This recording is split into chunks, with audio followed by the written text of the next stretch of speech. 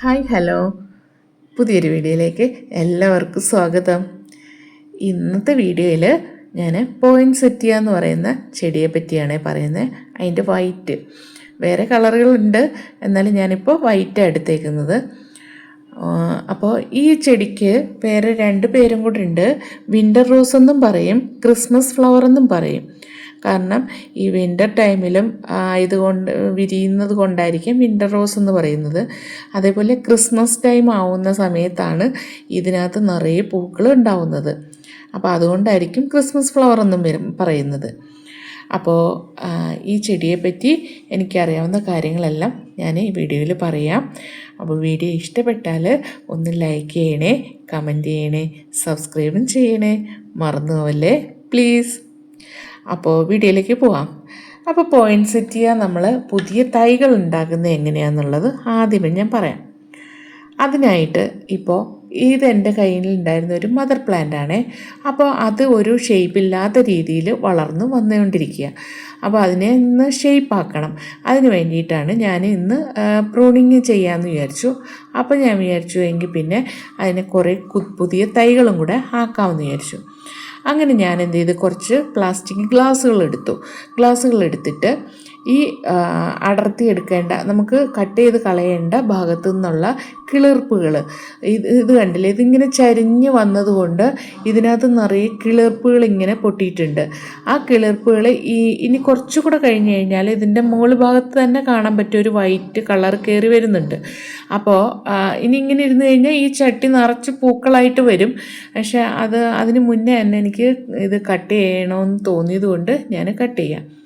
അപ്പോൾ ഈ ഗ്ലാസ്സിനകത്ത് വെറും മണ്ണാണ് ഞാൻ എടുത്തത്. മണ്ണും അതിൻ്റെ കൂടെ കുറച്ച് മണലും കൂടെ ഉണ്ട്.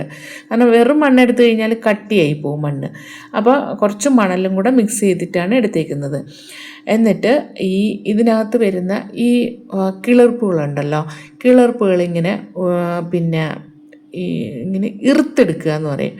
ഇതിപ്പോൾ ഞാനിപ്പോൾ എടുത്തത് ഒടിച്ചെടുത്തത്. കാരണം അതിൻ്റെ കിളിർപ്പുമുണ്ട്, പിന്നെ അതിൻ്റെ തായ് കമ്പും കൂടെ ഉണ്ട്. അതും കൂടെ ഞാൻ ഒടിച്ചെടുത്ത്. അതിനേക്കാളും കുറച്ചും കൂടെ എഫക്റ്റ് ഉള്ളത് ഈ പൊട്ടി വരുന്ന കിളിർപ്പുണ്ടല്ലോ, ഇതിൻ്റെ ചോട്ടിലൊക്കെ നിൽക്കുന്ന ആ കിളിർപ്പ് ഇങ്ങനെ അടർത്തിയെടുത്തിട്ട് അപ്പോൾ തന്നെ നമ്മൾ മണ്ണിലേക്ക് വെച്ച് കൊടുക്കുക.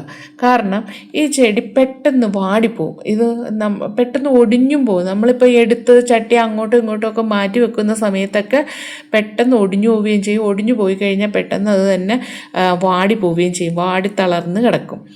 അപ്പോൾ പിന്നെ അത് നട്ട് കഴിഞ്ഞ് കഴിഞ്ഞാൽ കിളിക്കാൻ ചാൻസ് കുറവാണ്. ഒരു 10% ചാൻസൊക്കെ ഉണ്ടാവുള്ളൂ. അതുകൊണ്ടാണ് ഞാൻ പറഞ്ഞത് പെട്ടെന്ന് തന്നെ ഇത് ചെടിയിൽ നിന്ന് ഒടിച്ചെടുത്ത് കഴിഞ്ഞാൽ അപ്പം തന്നെ നമ്മൾ മണ്ണിലേക്ക് കുത്തി വെക്കുക. അത് കഴിഞ്ഞ് കഴിഞ്ഞാൽ അപ്പം ഞാൻ പുതിയ തൈകൾ ഉണ്ടാക്കുന്ന രീതി ഞാൻ പറഞ്ഞു തന്നല്ലോ. അത് കഴിഞ്ഞ് പോട്ടി മിക്സ് എന്ന് പറഞ്ഞു കഴിഞ്ഞാൽ കുറച്ച് ഇളക്കമുള്ള പോട്ടി മിക്സ് ആയിരിക്കണം. അതിനായിട്ട് നമുക്ക് കുറച്ച് മേൽമണ്ണ്, കുറച്ച് ചകിരിച്ചോറ്, കുറച്ച് കമ്പോസ്റ്റ്, അത് കഴിഞ്ഞിട്ട് കുറച്ച് ഈ സാഫ് ഉണ്ടല്ലോ. കാരണം ഈ ചെടിക്ക് ഫംഗൽ ബാധ പെട്ടെന്ന് വരാനുള്ള സാധ്യതയുള്ള ചെടിയാണ്. കാരണം വെള്ളം കെട്ടി നിന്ന് കഴിഞ്ഞാലൊക്കെ ഫംഗൽ ബാധ വന്നിട്ട് അത് അഴുകിപ്പോവും. അപ്പോൾ നമ്മൾ നോക്കി നിൽക്കുമ്പോൾ തന്നെ ഇതിൻ്റെ കിളിർപ്പുകളെല്ലാം ഇങ്ങനെ വാടി പോകുന്നത് കാണാം.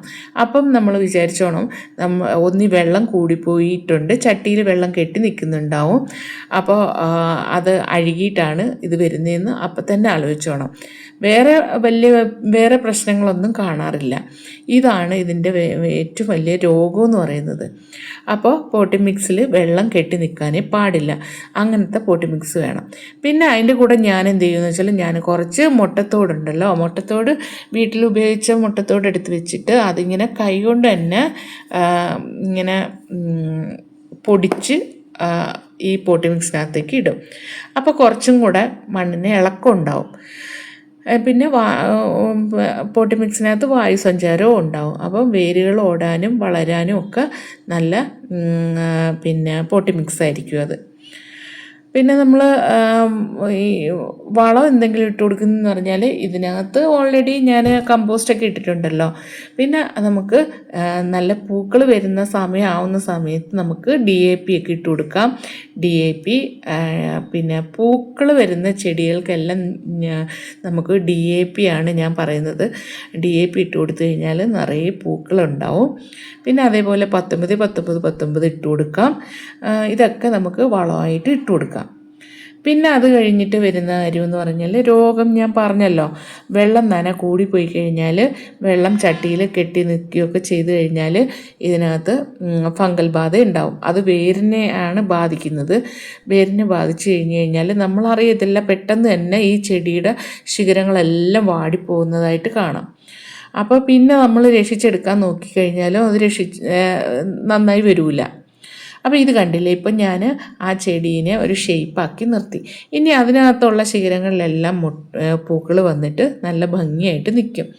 ഇനിയിപ്പോൾ ഇതെല്ലാം ഞാൻ കൊണ്ടുപോയി ഒരു തണലത്ത് കൊണ്ടുവന്ന് വെച്ച് കഴിഞ്ഞാൽ ആവശ്യത്തിന് വെള്ളം ഒഴിച്ചു കൊടുത്തു കഴിഞ്ഞാൽ ഇത് ഒരു മാസം കൊണ്ടൊക്കെ വേര് പിടിച്ചു തുടങ്ങും. അപ്പോൾ നമുക്ക് ബുഷിയായിട്ട് വരണമെന്നുണ്ടെങ്കിൽ ഇതിൻ്റെ മണ്ട നുള്ളി കൊടുത്ത് ഇതിനെ പല ശിഖരങ്ങളാക്കി എടുക്കാം. ഇതിൻ്റെ പൂക്കൾ വരുന്ന സമയം എന്ന് പറഞ്ഞാൽ ഡിസംബർ ആ മാസങ്ങളിലാണ് പൂക്കൾ ഉണ്ടാവുന്നത്. നല്ല സൂര്യപ്രകാശം കിട്ടുന്ന സ്ഥലത്ത് തന്നെ ഈ ചെടി വെക്കണം കേട്ടോ. അത് ഞാൻ പറയാൻ വിട്ടുപോയി. അപ്പോൾ ഇത്രയൊക്കെ ഉള്ളൂ. വീഡിയോ ഇഷ്ടപ്പെട്ടാലൊന്ന് ലൈക്ക് ചെയ്യണേ, കമൻറ്റ് ചെയ്യണേ, സബ്സ്ക്രൈബും ചെയ്യണേ. Okay, thank you.